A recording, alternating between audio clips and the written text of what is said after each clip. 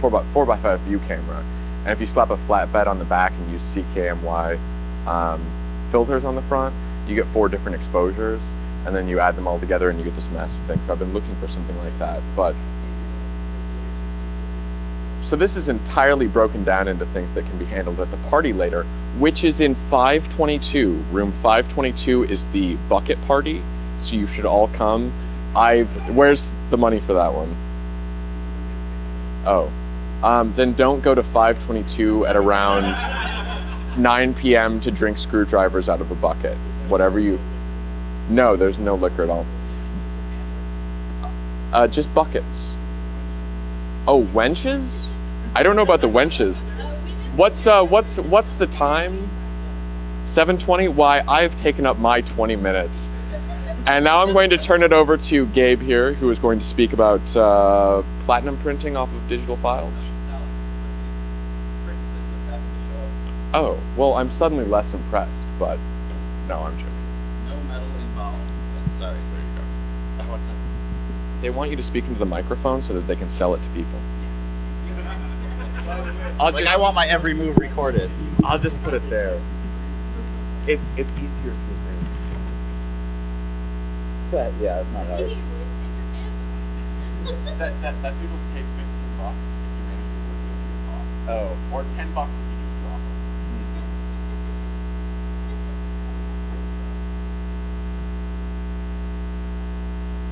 No.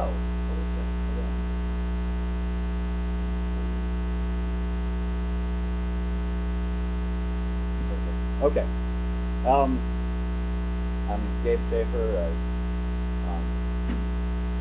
These are my big prints you might see around here.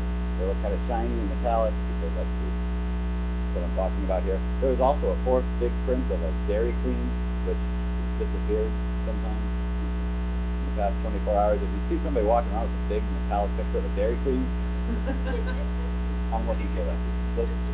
So anyway, a lot of people see these pictures and say, wow, how did you make that? And, you know, they don't realize that there are many ways to make prints from digital files. And there's 2. I should use the microphone. Does this help? Can you hear me now? Okay. All right. So there's 2 basic ways of creating a print from a digital file. One is to just take a white piece of paper and add some sort of dye or pigment, like an inkjet printer, which I'm sure you're all familiar with. The artistic term for that is giclée, which is French for spray. Yeah. And then you've got your typical laser printers, which use a toner, different colored toners. There's dye sublimation, which uses a fancy technical term called sublimation to transfer dyes into the paper. And then there's a solid ink or wax transfer, which just takes little crayons or ribbons of dye and heats them up so they melt onto the paper. And then the other kind is chromogenic, which is Latin for creating color. And those start out with some sort of white or other colored paper, and then something is applied to them and color is created. And the 3 terms for that are pictrography, yes, there is a second R in there, thermoautochrome, and a different kind of laser printer, which can also be LED, CRT, LCD, MLV, as you can see. All right, so you might think, why inkjet? Why not inkjet? Well, inkjets are cheap, they're readily available, they can print on pretty much anything from birthday cakes or boxes on an assembly line, and you can use lots of different colors. You can have an 8-color printer. But the problem is ink is expensive, typically more expensive than the finest champagne. That's by the ounce, not by the glass. And your typical cheap printer that you'd have at home yields not so good output, and even the fast ones are slow because it's got to make each one of those billions and millions of dots individually. And you see I have a picture here of a very, very large printer. That's called a Durst Row 160. What, the Durst? Well, pretty much everything degrades over time. If you're familiar with the iron death of the universe. Now, anybody who wants to hurt her can find her in room 522 at 9 o'clock. Okay, so printers can be cheap. They can be expensive. $250,000 for this guy right here, if you really want one of those. I don't know if they sell those big ones on eBay. But anyway, you know, a print from one of those might cost $1 and take many minutes to print. If you've ever tried to print, you know, a whole bunch of them at once, you got to wait a while. All right, laser printers, like you typically see, they have toner. They one great advantage of them is that it's easy to duplex. You can print both sides. That's one of the pretty much their only advantages for printing photos, because they're not photo quality printers. The toners don't, you know, they're designed for making pretty graphs and stuff, not photos. And your laser printer might cost $500,000 to $10,000. You're still paying about $1 for an 8x10, but they're not that fast. Okay, now dye sublimation printers. These are actually very common for printing out photos. You might see them at your local grocery store or drugstore. And one cool thing is they can laminate, print gold leaf, not just regular dyes. And here is a picture of one that we have at the lab where I work. It's called a Shinko.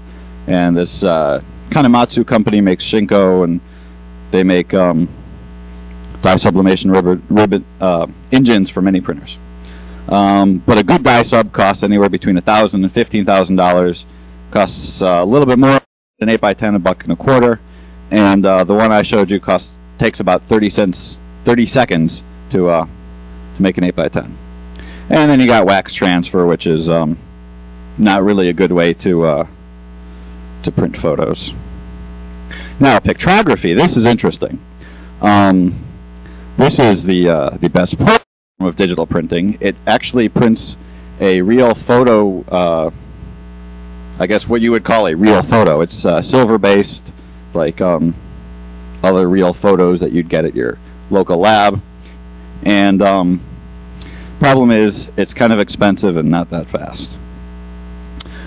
In case you're wondering how it works, Fujifilm invented this, I don't know, 10 or 15 years ago, and it exposes a photosensitive paper to light, but instead of red, green, and blue, it uses like infrared and red light, 750, 640, and maybe 870 nanometers, if you're interested in that sort of thing.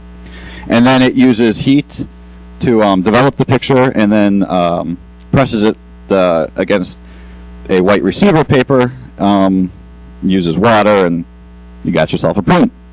Problem is, the print cost $2 and took about 1.5 minutes to come out. But at only $4,000 to $8,000, it's a lot cheaper than, you know, an $80,000 mini lab.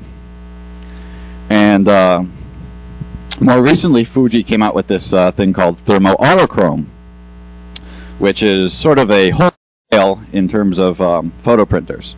It has no consumables whatsoever. No water, no ink, no dyes, no ribbons, no toners. All you do is you put the paper in one end and prints come out the other end. The problem is they don't make general purpose ones. They pretty much only print on 6-inch paper, and you can't just go out and buy yourself one in the US. And the way that works is it's got 3 layers on the paper. You've got a red layer, magenta layer, and a cyan layer. So to make a print, it passes the print under a heating element, just like a regular thermal printer, and it uses low heat to a yellow, and then it passes the paper under a UV light, which essentially fixes the yellow so that additional heat won't change it. Then it uses more heat to create the magenta layer, passes it under another ultraviolet light of a slightly different frequency to fix that, and then it uses even higher heat to create the cyan layer. and poof, you got yourself a complete color image with absolutely no waste. Good for the environment, good for Fuji. I don't know why they don't make more sophisticated printers. But the printers aren't necessarily cheap. They run from $600 to $6,000. It only costs about 75 cents for an 8x10, which you'll notice is the cheapest here. But they don't make 8x10 printers, so we're out of luck. Now, the most important part of this thing is really why I'm here, are regular light-based printers. They use what they call an RA4 process, which is the way color prints have been made in labs for probably about 20 years. All you do is you expose paper to light, run the processor, and poof, you got a photo. The problem is exposing that paper to light is tricky because you got to make sure each of your pixels is exposed as just the right color.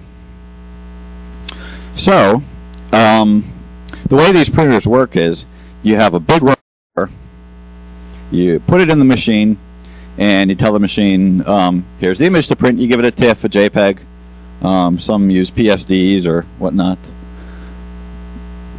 So, so the way the light-sensitive paper works is it, again, has 3 layers. One for cyan, one for magenta, one for yellow, which are exposed to red, green, and blue lights. The lights can be created by any number of methods. You could have a thin CRT, which you just press up against the paper, like one line, a red, a green, and a blue line. There are also fiber optic methods, which basically just take a white light bulb, shine it through a whole row of fiber optics, and basically turn each fiber on or off, as the case may be, and as the paper passes under it, and to expose it. Another method, which is starting to come into common use, uses a method just like these projectors here. You shine a light through an LCD or digital light processor, those little micromirror things, to project an image onto the paper. The problem is, if you look closely at these things, you see a little screen door, sort of, because there's a little gap between the pixels. And most professionals don't like that on their pictures. So the best systems use either lasers or LEDs, regular light-emitting diodes, to expose the paper to light. And then the photons knock electrons in the silver to a different energy level and creates what we call a latent image. It's an image, but you can't see it. I guess it's late. So the next part of the process is you take that exposed paper and you develop it. In some machines, the developer is attached right there, and in other cases, you got to take the roll out in the dark, put it into the developer. So the way the developer works is there's a chemical which reduces the exposed silver halides into pure silver, and then the oxidized developer combines with dye couplers to produce colors. You can read it all right here. I wish I had some more cool pictures to show you, but no thanks. I don't drink. So then you end up with nobody told me to prepare for the for drinking. Don't worry, I will be dropping my pants at the end of the.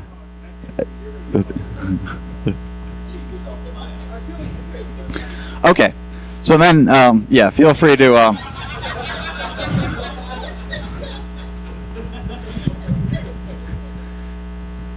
Feel free to make a further mockery of this auspicious presentation.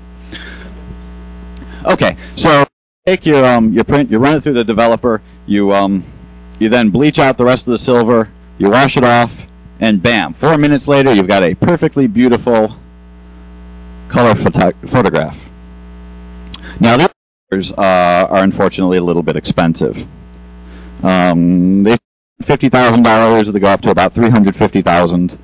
For the bigger ones, and if your printer doesn't have a processor built in, you got to pay $5,000, you know, for like a used one, or $50,000 for a nice big new one. The advantage of these expensive printers, though, is the